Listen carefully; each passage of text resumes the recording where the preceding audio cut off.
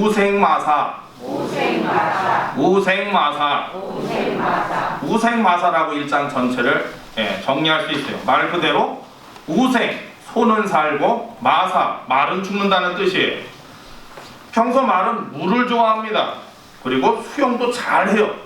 그래서 경마장의 이 마수들이 말을 타는 사람들이 보게 되면, 기술을 보게 되면 말들을 같이 물속에 들어가 가지고 수영을 하게끔 하는 것처럼 굉장히 좋아합니다. 그런데 소는 그렇지 못하고 무서워합니다. 그런데 홍수로 세찬 물살 속에서 뛰어난 말이 살아야 되는데 우생마사, 말은 죽고 소는 산다는 거예요. 말은 수영 실력을 믿고 홍수의 급살물을 자꾸 거슬러 갑니다. 이깟 물살이 하면서 발장구를 치는 거예요. 그 거슬러 올라가는데 여러분 보셨죠? 그 물살이 얼마나 큰지 지체를 삼키고 동네를 삼키는데, 그러니까 어떻게 됩니까? 거슬러 올라가다가 휩쓸려 내려가기를 반복하다가 탈진해 죽게 되는 게 마사, 말이 그렇다는 거예요. 그런데 소는 그냥 급물살에 자기 몸을 맡기고 흘러가다가 지붕이나 땅이나 타면 뭐 하고 올라간다는 거예요. 여러분, 지붕 위에 돼지, 소 있는 건 봤지 말 올라간 거 보신 적 있으세요? 이게 똑똑한 게 아니에요. 몰라. 죽든지 말든지 난 힘이 없어. 그러다 보니까 올라가서 사는 거예요. 그런데 그래서 여기서 주는 주의 자녀들에게 적용하면 교훈이 뭐냐? 역경이 닥칠 때마다, 무엇이 닥칠 때마다요? 역경이 닥칠 때마다 우리는 나를 죽이고, 누굴 죽여야 돼요? 남편이 문제 아니에요. 교회가 문제가 아니에요. 나라의 위정자들이 문제가 아니에요. 누가 문제라는 거예요? 나를 죽이고 하나님의 순리대로 살면 산다는 거예요. 할렐루야. 아멘. 그런데 내 실력을 과신하고 하나님의 순리를 거슬려 영리로 살면 된다, 안 된다? 안 된다는 거예요. 여러분, 늘 위기 가운데서 인도하셨던 것처럼 하나님이 허락하신 이 물살에 날 맡기고 오늘날 나를 향하신 하나님의 뜻이 어떻게 크게 역사하시는지 기대하는 시간이 되시기를 주님의 이름으로 축원합니다. 축원합니다. 오늘 본문 로마서 1장 26절부터 32절은 하나님의 뜻에 역행하여 사는 인간의 모습을 보여줍니다. 우리가 본문을 보면서 입이 딱 벌어지는 사실 하나가 있는데, 그것은 선한 것이 하나도 기록되지 않다는 거예요. 인간이 이토록 악합니다. 어떻게 선한 구석이 요즘 애들 말로 일도 없다고 그렇게 할 수 있을까요? 정말 우리가 개탄하지 않을 수가 없습니다. 인간이 이토록 악하다면 대체 그 이유가 뭘까? 이 질문에 대한 자세한 설명이 26절 앞부분에 나오는데요. 오늘 본문 26절 앞부분 25절 한번 읽어보겠습니다. 25절 한번 읽어보죠. 26절부터는 화면으로 보고요. 25절만 한번 찾아서 읽어봅니다. 이는 시작. 이는 그들이 하나님의 진리를 거짓 것으로 바꾸어 피조물을 조물조보다 더 경배하고 섬김이라. 주는 곧 영원히 찬송할 이시로다. 아멘. 할렐루야. 여기에 보면 26절 앞부분에 우리가 이제 보게 되면은 이를 인하여 라는 말이 있는데, 방금 읽었던 내용으로 인한 거예요. 뭐예요? 그들이 하나님의 진리를 거짓 것으로 바꾸어 피조물을 조물줄보다 더 뭐 했다고요? 경배하고 섬겼다라는 거예요. 그 정도로 악한 존재가 되어버렸다는 거예요. 그리고 28절은 인간이 왜 조물주를 섬기려 하지 않았는지 한마디로 이렇게 얘기합니다. 우리 28절 한번 읽어보죠. 28절 시작. 또한 그들이 마음에 하나님 두기를 싫어하며 하나님께서 그들을 그 상실한 마음대로 내버려 두사 합당하지 못한 일을 하게 하셨으니. 간단히 얘기해 드립니다. 아담과 하와 첫사람이 동산 중앙에 있는 선악을 알게 하는 과실을 먹으면 안 된다. 먹으면 정령 죽는다. 하나님과 단절된다.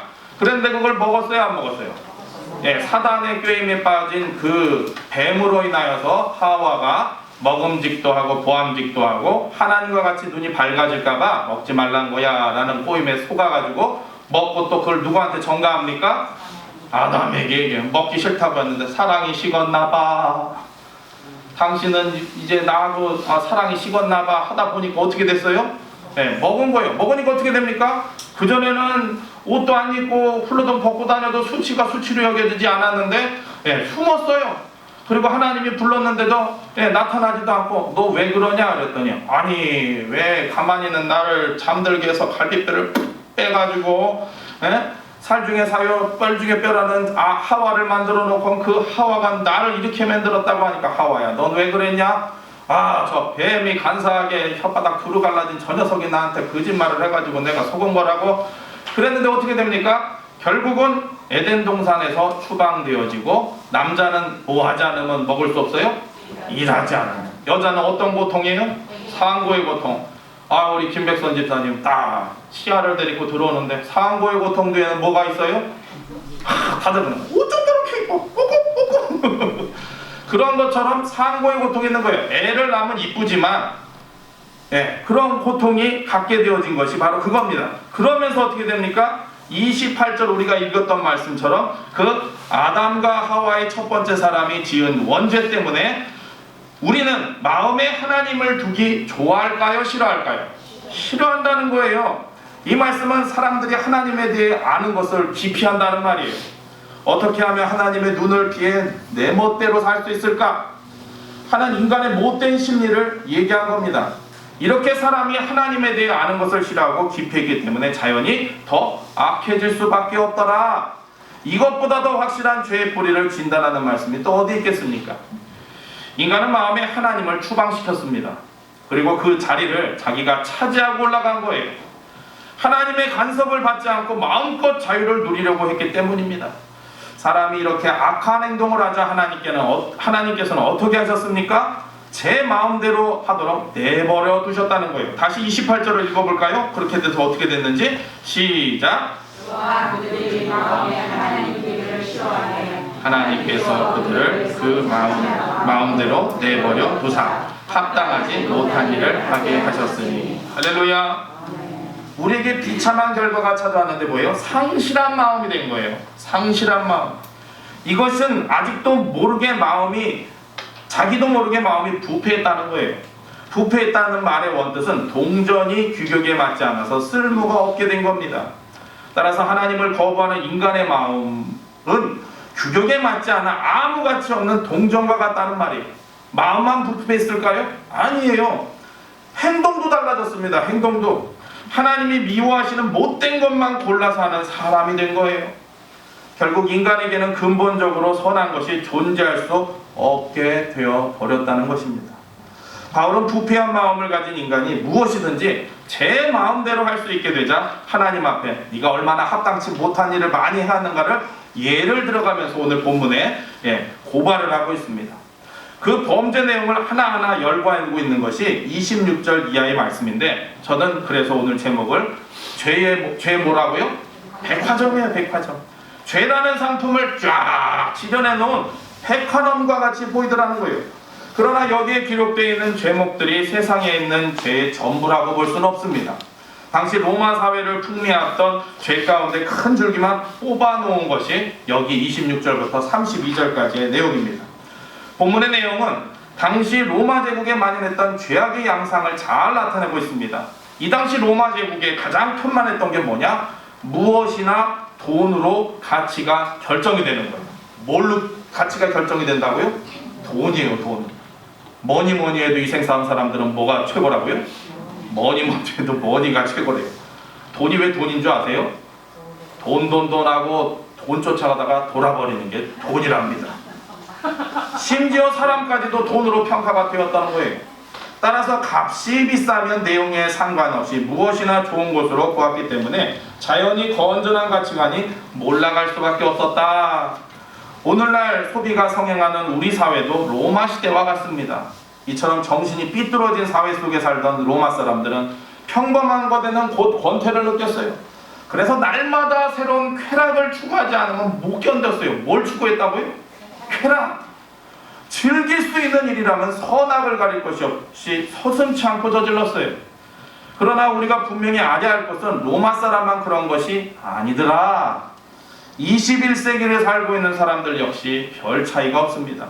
로마 사람의 죄악sem은 바로 우리의 모든 것이 이제 우리의 우리는 말씀의 내용으로 들어가서 죄 백화점에서 구체적으로 인간이 저지른 죄의 품목들을 하나둘씩 한번 살펴보고자 합니다. 26절, 27절 읽어보죠. 이 때문에 띄워주세요. 26절, 27절.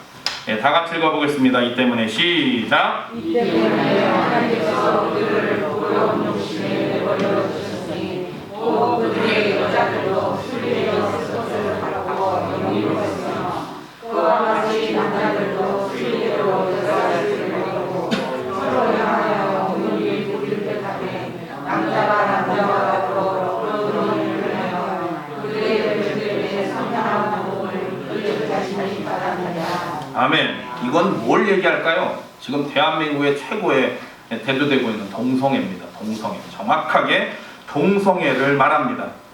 인간이 하나님을 떠남으로 인해 빠진 가장 심각한 죄가 뭐냐면 성적 타락이에요.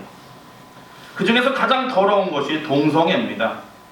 이 죄는 이미 24절에 잠깐 언급되었지만 우리가 읽었던 것처럼 24절에 보면 그러므로 하나님께서 그들을 마음의 정욕대로 더러움에 내버려 두사 그들의 몸을 서로 욕되게 하셨으니 그들의 몸을 서로 어떻게 하게 했다고요?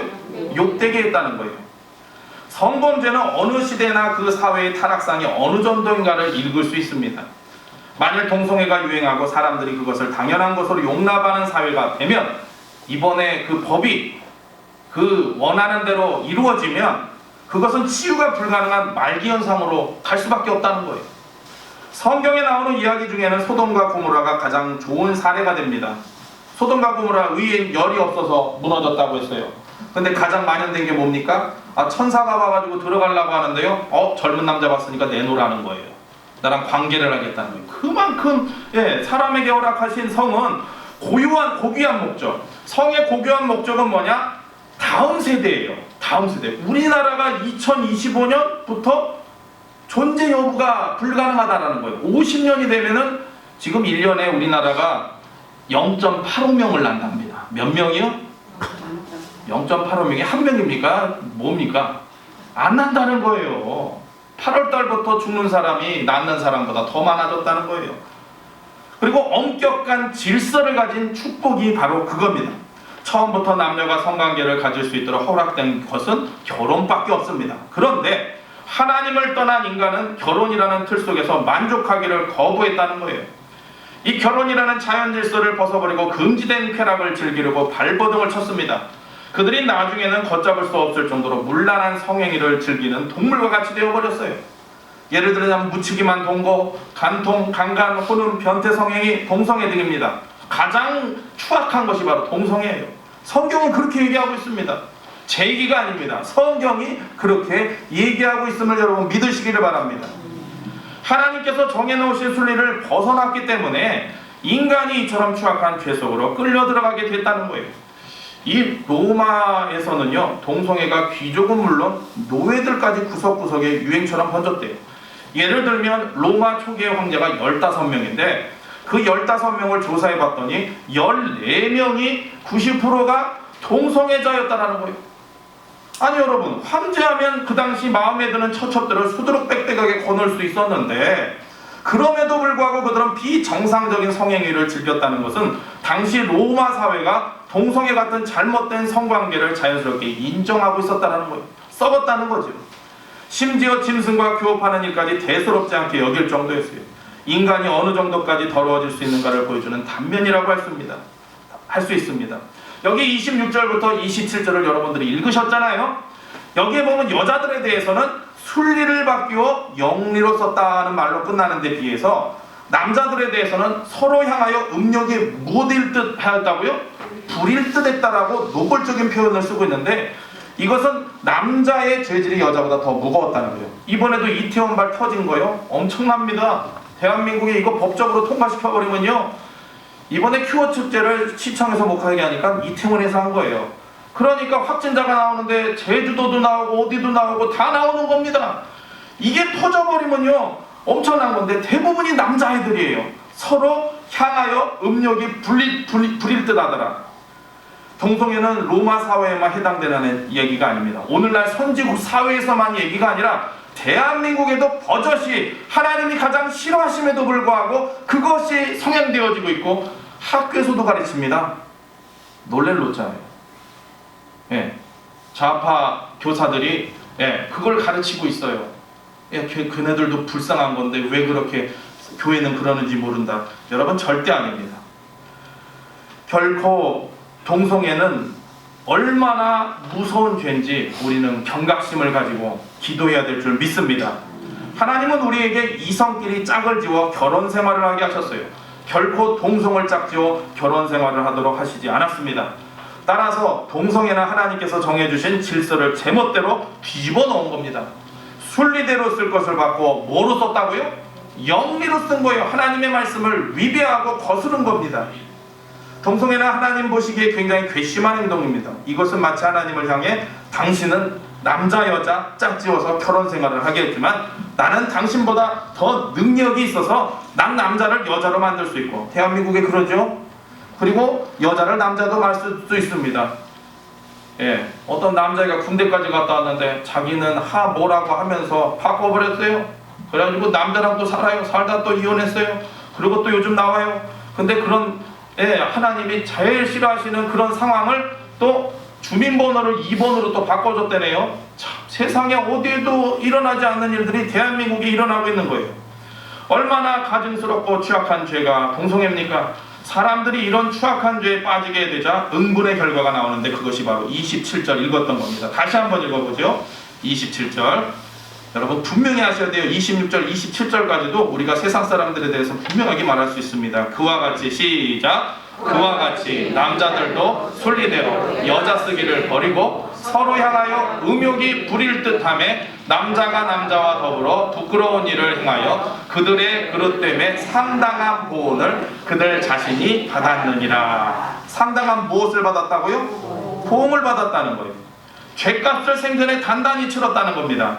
건전한 사회에서는 오랜 기간 동안 동성애자들이 올바른 인격 대우를 받지 못합니다. 지금도 그래요. 지금 이렇게 난리법석을 떨고 있지만 일부에서는 그들을 받아들이는 움직임이 있는 것도 지금 사실입니다. 하지만 대개는 따돌림을 당하고 있죠. 이것은 그들이 받고 있는 상당한 보응이라고 할 수 있습니다. 그리고 또 있습니다. 가장 큰 보응. 에이즈라는 무서운 질병이 생겼죠. 대한민국에서 에이즈가 걸리게 되면 1인당 300만 원씩 국가에서 지원을 한답니다. 왜 지원을 해요?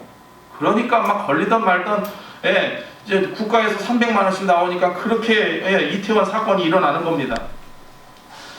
이 병 에이즈는 동성애자들에게 내린 천벌로 알려져 있습니다. 이건 역시 하나님으로부터 받은 상당한 보온이라고 할 수 있습니다. 우리는 지금 얼마나 무서운 상황에 놓였는지 모릅니다. 결국 우리는 무의식 중에 동성애자들을 너그럽게 보아준 셈이 되었고 그 결과 값비싼 대가를 톡톡히 치르고 있다는 거예요. 그리고 죄에 직접 연루된 자들을 피할 수 없는 하나님의 진노 아래 신음하게 된 겁니다. 지금 대한민국 정부에서 안 밝혀서 그렇죠. 10대들 에이즈화가 굉장히 심하대요. 20대 에이즈도 심하고요. 군대에서 이 동성애자들 때문에요. 이 법이 통과되어지면 우리 애들 군대 가면 진짜 불쌍한 거예요. 어려운 일들이 생기는 겁니다. 여러분 정말로 간절히 기도해 주시기를 바랍니다. 그 다음으로 나오는 죄가 무엇인지 본문을 보시기를 바랍니다. 29절이요. 29절 곧부터 읽어보겠습니다. 시작. 곧 모든 불의, 추악, 탐욕, 악의가 가득한 자요, 시기, 살인, 분쟁, 사기, 악독이 가득한 자요, 수근수근하는 자요. 베스킨라빈스는 31인데 여기 죄 백화점은 21입니다. 21가지예요. 이 21가지 중에 여러분 한 가지라도 있다면요, 예수를 안 믿으면 지옥입니다. 어디라고요? 예수를 안 믿으면 지옥이에요. 왜냐하면 모든 사람이 죄를 범하였음에 하나님의 영광, 천국에 가지 못한다는 거예요. 그래서 나는 진짜 여기 아직도 내가 예수님 때문에 구원 받았음에도 불구하고 아직도 버리지 못한 것이 무엇인가? 하나씩 좀 백화점 상품을 좀 보겠습니다. 여기 29절을 읽어보니까 가득한 자요라는 말에 붙어 나오는 죄가 처음에 4가지가 나오고요. 또 이어서 5가지가 기록됩니다. 여기에는 가득하다는 말은 죄 짓는데 마음이 온통 빼앗겨 버렸다는 거예요. 죄 짓는데 내 마음이 어떻게 됐다고요? 온통 빼앗겨 버렸다는 거예요. 하나님께 온전히 드려야 할 마음을 죄에 전부 빼앗겨 버렸기 때문에 사람들이 하나님 무서운 줄 모르고, 누굴 무서운 줄 모르고요? 하나님 무서운 줄 모르고 온갖 더럽고 악한 짓을 저지른 겁니다. 이번에 엠번방이라고 그래가지고 그 사건 터졌지 않습니까? 그 젊은 애가 나와가지고 여기다 뭘 깁스를 하고 나와가지고 따따치 들고 다 죄값을 치르겠습니다. 내 뒤에도 권력자들 많습니다. 지금 또 우영우영 또 없어져요. 왜요? 정치계, 경제계 할 것 없이 그거에 진짜 놀아나고 거기에 빠져있는 사람들이 너무 많기 때문이에요. 자, 그러면 29절에 제일 먼저 나오는 모든 뭐죠? 불의에 대해서 한번 보겠습니다. 이 중에 제일 먼저 나오는 모든 불의에 대해 살펴보는데, 모든 불의란 강범위한 악을 포괄하고 있는 성경적인 용어입니다. 1장 18절을 보면 불의라는 단어가 두 군데에 걸쳐 사용이 되는데, 이런 관점에서 볼 때 모든 불의란 본문에 열거되지 않은 다른 죄까지 포함하고 있는 거예요. 이 불의라는 것은 광범위한 죄다라고 생각을 하시면 돼요. 다음에 29절에 그 다음에 뭐가 나오죠? 추악, 탐욕, 악의가 나오는데, 추악과 악의를 보면요, 추악은 악을 범하는 행동을 얘기합니다. 추악은 뭐라고요? 잘못된 악한 일을 행동하는 거예요. 그리고 악의는 뭐냐? 그 밑에 깔려있는 성품입니다. 죄악된 마음이에요. 둘 다 인간이 본성적으로나 행동면에서 철저히 악하다는 것을 지적하는 말입니다. 사람이 악의가 없다라는 것은 말을 했는데, 어떤 사람은 좀 이렇게 좀 천한 말을 했는데 웃음이 나와요. 근데 어떤 사람은 좋은 말을 했는데 기분이 나빠요. 그거에는 뭐가 깔려 있는 거예요? 악의가 있느냐 없느냐라는 거예요. 그런 것처럼 그 악의는 밑에 깔려 있는 성품을 얘기합니다. 고린도전서 5장 8절에 이러므로 우리가 명절을 지키되 묵은 누룩으로도 말고 악하고 악의에 찬 누룩으로도 말고 누룩이 없이 오직 순전함과 진실함의 떡으로 하자. 악하고 악의에 찬 누룩이라는 말이 나오는데, 악하고 악의는 원문의 추악과 악의 똑같은 단어예요. 누룩이 아주 못쓰게 되었다는 것을 지적하기 위해서 비슷한 두 단어를 써가지고 강조해 주는 겁니다. 강조. 악과 악의도 인간의 행동이 철저하게 악하다는 것을 강조하는 거예요. 인간이 그렇게 한 겁니다. 그리고 29절에 이 사이에 보면 탐욕이 나옵니다. 탐욕. 오늘 놀랄 얘기에 이 탐욕에서 좀 말씀을 드릴게요. 이 탐욕은 더 많이 가지고자 하는 터무니없는 욕망이에요. 따라해 보십시오. 더 많이 가지고자 하는 터무니없는 욕망. 그게 뭐라고요? 탐욕이에요. 탐욕. 이것은 철저한 자기 위주의 소유욕입니다. 아무리 가져도 만족하지 못하는 욕심이에요. 요즘 세태를 보면 정말 놀랄 일이 너무 많지 않습니까? 집을 개인 명의로 한국에서 가장 많이 집을 갖고 있는 사람이 몇 채를 갖고 있을까요? 2018년도 통계입니다. 맞히시면 제가 선물 드릴게요. 몇 채일까요? 대충 좀 맞춰보세요. 한 사람 몇 채? 우리 박옥규 집사님 몇 채 정도 가지고 있을 것 같아요? 많은 사람이? 90채요? 90채는 축에도 못 들어요. 2,000채? 2,000채는요 수백 명이에요. 우리나라에 2,000채 이상을 갖고 있는 사람이 수백 명이에요. 제일 많이 갖고 있는 사람이 5,020채래요. 그러실 줄 알았어요. 나는 한 차도 없는데, 나는 한 칸도 없는데, 2년마다 메뚜기처럼 돌아다녀야 되는데, 한 사람이 몇 채를 갖고 있다고요? 5,020채. 그게 2018년이니까 지금은 더 올라갔겠죠, 그분. 그리고 2,000채에서 3,000채를 갖고 있는 사람이요 수백 명이 돼요. 그러니 집값이 안 떨어지는 거예요. 5,000채 갖고 있는 사람이요. 올리든 말든 팔든 말든. 와, 5,000채. 1년에 하루에 한 집 가도요 다 못 돌아요. 10년을 돌아도 3,000채밖에 못 돌아요. 참나. 그게 뭐라고요?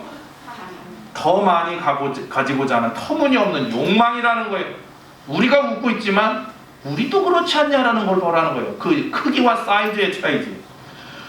그 다음에 뭡니까? 악의가 가득한 자요? 시기, 살인, 분쟁. 두 번째 그룹에 해당하는 가득한 자의 5가지 죄를 살펴보면은 시기, 살인, 분쟁입니다. 이것들은 서로 관련성 있는 죄라고 할 수 있는데, 남을 시기하면 뭐 하게 되죠? 분쟁하게 돼요. 서로 싸우다 보면 뭐 하게 됩니까? 미워하게 됩니다. 미워하다 보면 어떻게 돼요? 살인까지 저지르는 경우가 허다합니다. 그 다음에 나오는 사기는 우리가 잘 알고 있는 고약한 죄입니다. 이 사기의 어원은 고기를 낚기 위해 낚시에 매는 미끼라고 할 수 있습니다. 미끼에다가 지렁이 걸죠, 떡밥 걸죠. 그래서 탁 던지면 어떡하죠? 저도 낚시를 안 해봤지만 TV에서 보면은 금붕어가 뻐꼼 하고 있다가 거기에 먹을 건 저거 탁 하는데 어떻게 되죠? 쫙 걸리면 어떻게 됩니까? 운명하셨습니까? 되는 물고기가 운명하셨습니다. 그런 것처럼 어떻게 됩니까? 예, 아주 강교하다는 거예요. 사기치는 사람은 머리가 보통 좋아서는 안 됩니다. 예를 들어서 청와대 비서관을 사칭하면서 몇십억 원을 끌어모으는 사람은 지능지수가 보통이 아닐 겁니다. 미끼를 달아서 눈이 멀거니 뜨고도 속아 넘어가도록 하는 사람이 얼마나 머리가 좋겠습니까? 그리고 악독은 의도적으로 행하는 나쁜 의미를 얘기합니다. 악독이 뭐라고요? 의도적으로 악하기. 그러므로 사기와 악독은 같은 고리에 달려있는 죄라고 해요. 아니 뉴스에 보니까 마스크 쓰라고 한마디 했는데 슬리퍼를 벗겨가지고 양쪽 볼따기가 불이 나게끔 패고, 왜 그러냐고 하니까 밀쳐가지고 누르고, 그리고 어떤 사람은 차 하고 가다가 할아버지한테 해가지고 때려놓고는 자기가 내가 얼마나 악독이 가득한지 받아가지고 SNS에 또 올렸어요. 그거 올려가지고 경찰이 다 잡아갔지 않았습니까? 지금 악독이요, 보통 이게 심한 것이 아닙니다. 그리고 또 어떤 시골 청년은 그 모녀지간이 있는데 들어가가지고 허탈하려다가 문제가 되니까 어머니를 죽이고 어머니 시체 옆에 놓고 나쁜 짓을 한 거예요. 이게 지금 대한민국에서 벌어지고 있는 악독입니다. 악독. 여러분, 그것이 바로 죄라는 것을 여러분 기억하시기를 바랍니다. 29절에 보면 이제 뭐가 나오죠? 지금 뭐 분쟁, 사기, 악독은 나하고 상관이 없을 거예요. 그러나 이걸 좀 잘 보시기 바랍니다. 수군수군하는 자, 또 뭐가 있어요? 비방하는 자.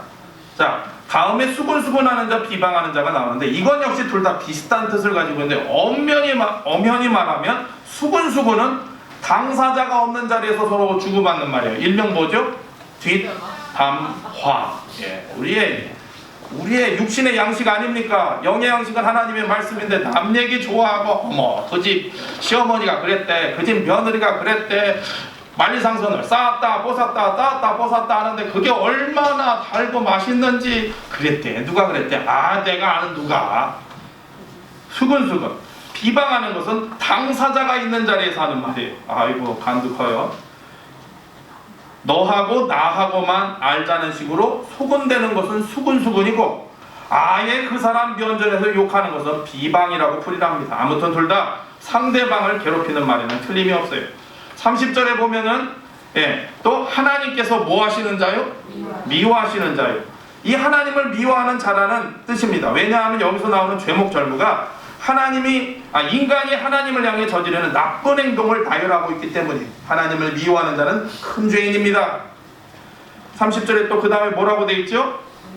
능욕하는 자, 교만한 자, 자랑하는 자. 이거를 한 통으로 보면 자기를 과시하는 겁니다.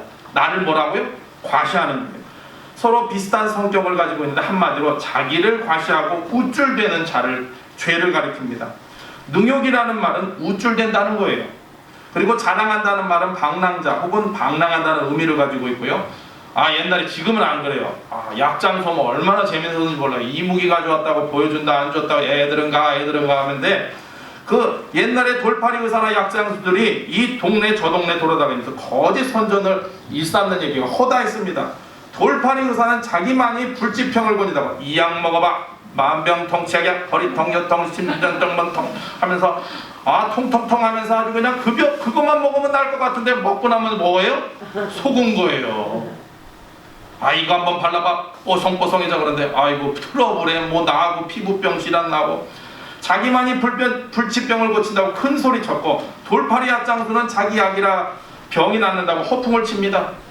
요즘에 그거죠, 방판이라고 그래가지고 할머니들 모아놓고 아이고 어머니 하면서 춤을 넣어드리고 저기 화장지 드리고 다 드리고 각 티슈 드리는데 나중에 어떻게 해요?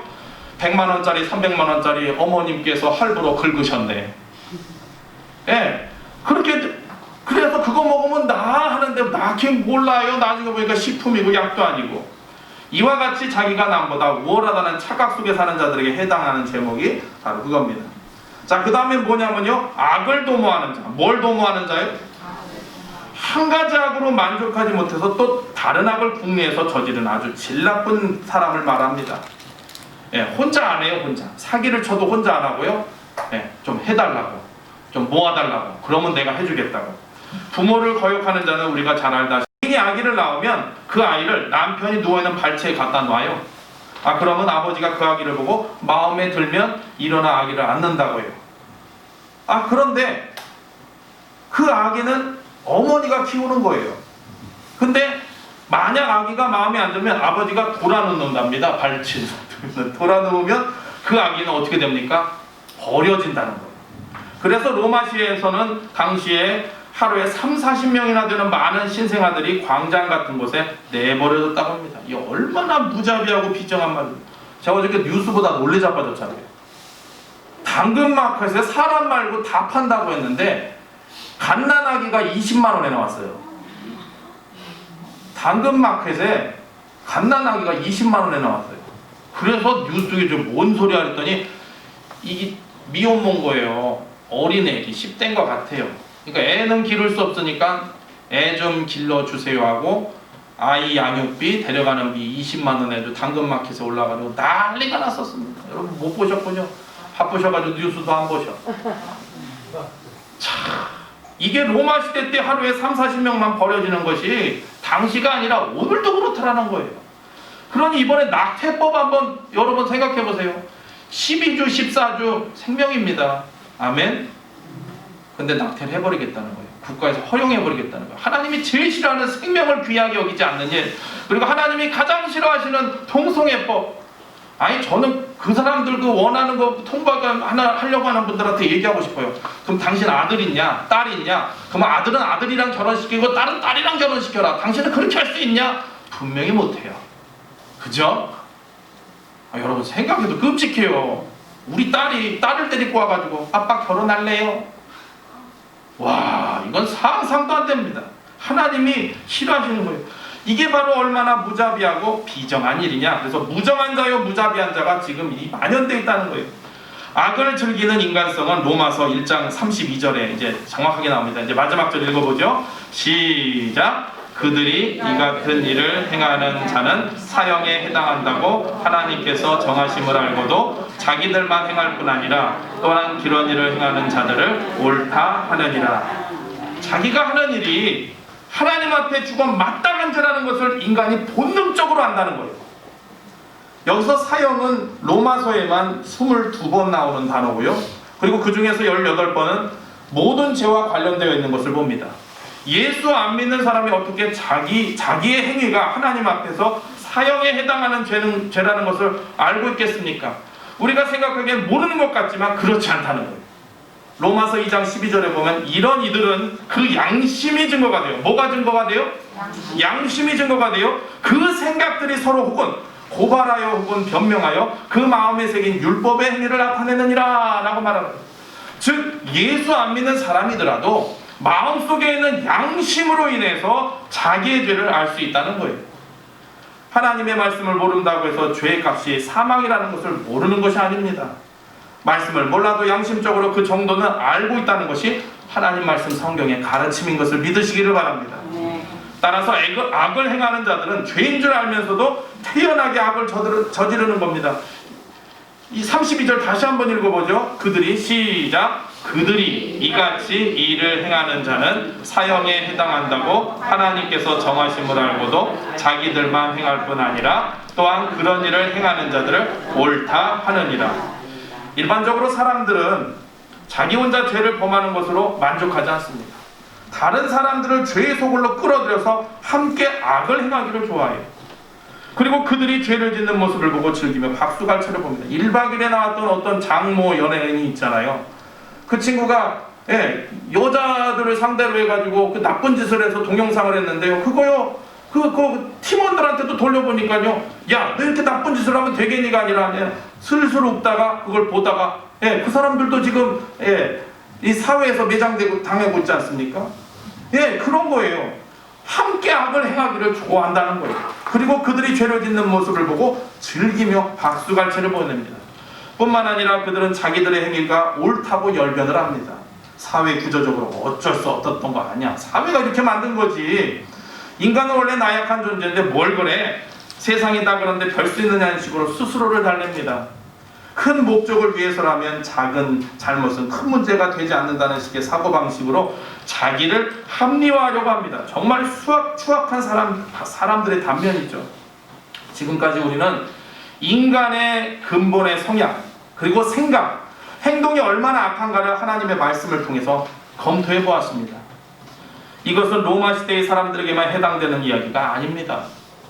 우리들도 하나님 앞에 벌거벗겨 놓으면 다를 것 없이 하나도 없어요. 아무리 잘난 척, 아무리 의로운 척 가장을 해도 소용이 없습니다. 인간은 근본적으로 추악한 존재이기 때문이에요. 물론 위에서 열거한 죄 중에는 우리와 무관한 것들도 있죠. 이를테면 동성애 같은 거요. 본문에 등장하는 21가지의 이 죄 백화점의 죄목 중에서 우리에게 해당되는 죄목을 찾으라고 한다면 몇 가지나 꼽을 수 있을까요? 사람마다 다르겠지만 대략 5가지 안팎일 겁니다. 대한민국은요, 부모를 거역하는 거에 대해서 나는 효자야 라는 분이 없어요. 그럼 그거 동일하고요. 수군수군 안 하신 분 없잖아요. 그죠? 자랑 안 하시는 분 없잖아요. 꼬덕꼬덕들 하시네요. 그런 것처럼 그럼에도 불구하고 여기에 나오는 죄목 전부가 우리에게 해당되는 것처럼 매도한다면 몹시 못마땅한 생각이 들 수도 있습니다. 그러나 한 가지 분명한 사실을 알아야 돼요. 우리에게 동기, 기회, 명분만 주어지면 본문에 나오는 악을 하나도 빼놓지 않고 범할 수 있는 가능성을 우리가 모두 다 가지고 있다는 거예요. 그리고 서로 한 가지 죄를 범했다 할지라도 우리는 하나님 앞에서 사형에 해당되는 죄인임을 여러분 잊지 마시기를 바랍니다. 하나님의 법은 세상 법과 다릅니다. 이를테면 어떤 사람이 수근수근한 것이 마음에 걸려서 세상 재판관 앞에 가가지고 벌을 받겠다고 자청하면 그를 어디로 보낼까요? 교도소로 보내는 게 아니라 정신병원으로 보낼 겁니다. 그런데 하나님의 법은 어떻습니까? 수근수근해도 사형에 해당된다는 거예요. 하나님은 수근수근하는 말을 듣는 것이 아니라 수근수근하는 말 뒤에 감춰져 있는 악한 마음을 보신다는 거예요. 요즘에는 연예인들, 스포츠인들 그 기사에 댓글이 다 없어졌어요. 스포츠 하는 사람도 죽어요. 연예인들이 1년에 몇 명씩 죽었는지 모릅니다. 왜요? 그 댓글에 악의 마음을 가지고 댓글을 올리다 보니까 글 한마디에 사람이 죽는 거예요. 마지막을 선택하는 겁니다. 왜 수근수근하느냐? 그 뿌리를 캐고 들어가 보면 분명히 그곳에 흉악한 죄가 웅크리고 있다는 거예요.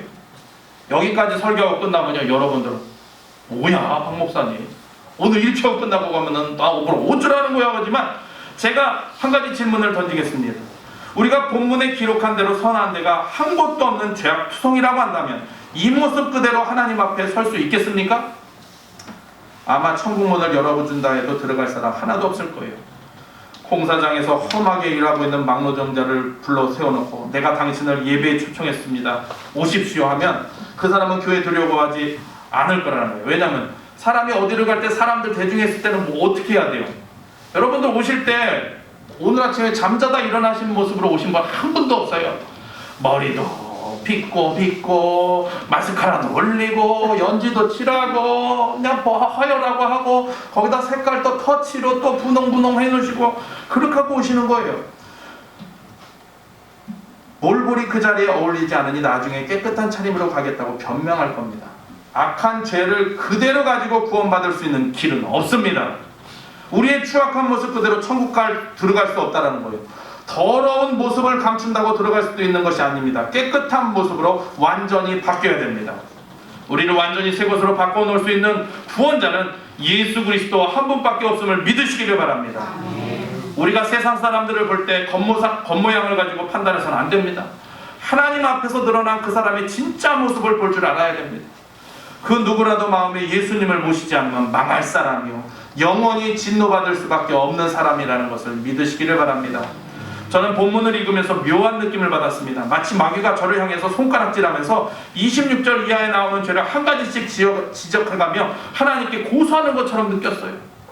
그런데 저는 이 처절한 절망 앞에서도 3가지의 은혜를 얻고 감사하지 않을 수 없었습니다. 첫째는 하나님을 싫어하는 부패한 마음을 예수 그리스도 안에서 새 마음으로 바꿔주신 은혜인 줄 믿습니다. 내 죄를 위해서 십자가에 못 박혀 죽으시고 부활하신 예수 그리스도가 나의 주인이 되신다면 예수를 믿자마자 모든 죄를 무조건적으로 용서해 주시는 은혜를 두 번째 갖게 된다는 것입니다. 세 번째, 이거는 이제 믿는 우리들에게입니다. 예수 믿은 후에도 여전히 악함이 남아있지요. 하지만 성령의 가마로, 뭐의 가마로요? 성령의 가마로 악을 범하지 못하게 막아주시는 은혜가 있는 줄을 믿습니다. 할렐루야! 인간의 마음은 언덕 위에 수레와 비유할 수 있습니다. 언덕 위에 놓여있는 수레를 상상해 보세요. 손으로 붙잡고 있으면 그것은 굴러떨어질 수 없습니다. 이와 마찬가지로 우리가 예수님 믿고 새 사람이 되었지만 하나님의 손에 붙잡혀 있지 않으면 죄악된 세상으로 떨어질 수밖에 없다는 것입니다. 우리는 본문에 나와 있는 죄악들을 얼마나 범할 수 있는 가능성을 가진 불완전한 존재입니다. 그래서 여러분 주일날 말씀을 듣고자 또 주님 앞에 나오신 줄 믿습니다. 그러나 우리가 죄의 구렁텅이에 빠지지 않도록 붙잡아 주시는 예수 그리스도의 은혜가 있다는 것을 잊지 마시기를 바랍니다. 이 놀라운 은혜를 베풀어 주신 은혜의 손에 붙잡혀 죄의 백화점을 나와서 천국 백성의 은혜의 삶을 사시기를 주님의 이름으로 축원합니다. 우리 마지막 찬송